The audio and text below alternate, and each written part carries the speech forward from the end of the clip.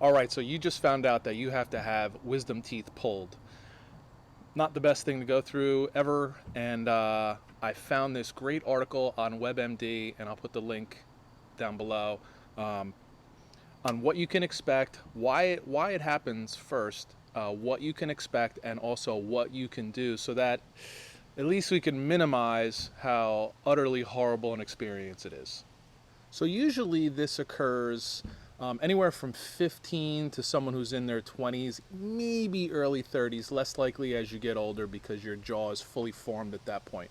And it comes up in an x-ray, and it can depend on how many you have. So you can have anywhere from 1 to 4. They show up all the way in the back behind the molars. So there could be a number of reasons why you have to have your molars removed. They could be impacted, which means they're coming up underneath the molars, lifting the molars out. They could be coming in on a funny angle, and that angle will create real problems. There could be cavities or gingivitis, and it can also be that your mouth, your jaw, just isn't big enough for those teeth to come in. And if it's something that becomes painful, then they have to be removed. So before you have the procedure at all, you'll meet with the oral surgeon and you'll go over the procedure as a whole, and then they'll also go over options for anesthesia for you. So the procedure takes, anywhere from an hour or less. It depends on how many you're having removed. If you're just having one removed, it won't be that long. If you're having all 4 removed, it'll take, could take up to an hour. So there are 3 different types of anesthesia that they can offer you. One is local, where they just inject some numbing agent into the area, and that's it, only in that area. There's also an IV, which is a little bit, it goes in your arm, and they'll use the IV plus the local, so you'll definitely be sedated, not totally asleep, but you'll definitely be sedated plus the local. And then there's general anesthesia, which means they're putting you out. Okay. Personally, I would choose the general. I want to be out. They're going to be yanking at teeth in your mouth to get those out. So, but you'll discuss that with your surgeon, and you'll figure out what's the best option for you. It'll also be based on how severe the situation is. All right, so what can you expect after the surgery?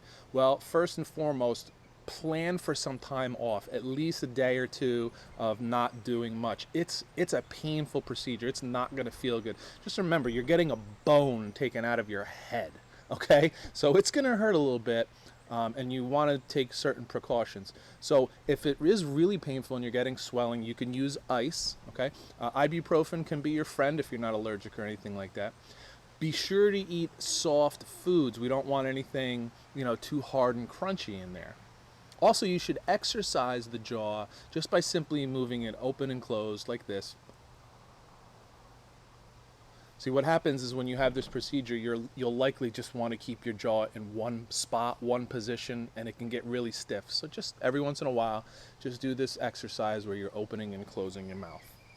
Okay, here's what not to do. Never thought of some of these things, but they make sense. Number 1, don't drink through a straw. That suction that goes on from drinking through a straw can dislodge the clot that's there, and then the whole area can be exposed. Not good, okay? You can rinse your mouth out, but don't do it vigorously. Just kind of slowly, gently slosh the water or whatever you're using through your mouth. Don't do it vigorously. Again, we don't want to dislodge the clot that's there. You certainly don't want to eat crunchy foods. Man, if something crunchy and hard got in there, that's going to hurt. And it'll also make the healing process prolonged. We want this to be done as quickly and painlessly as we possibly can.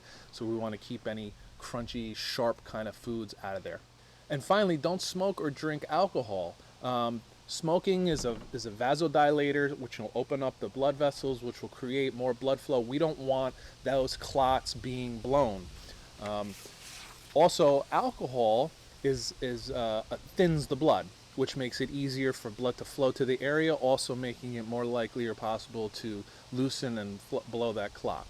Now, if the clot gets loosened and dislodged, it can create a situation called dry socket, where now instead of having that kind of blood clot cap over where the tooth was, now it's fully exposed. So the whole area is exposed and the nerves inside are exposed. Number 1, that's going to be super painful. Number 2, now you're ripe for an infection, and that could cause real problems. So these are just a few things that you can expect and what you can do if you're going to have your wisdom teeth pulled.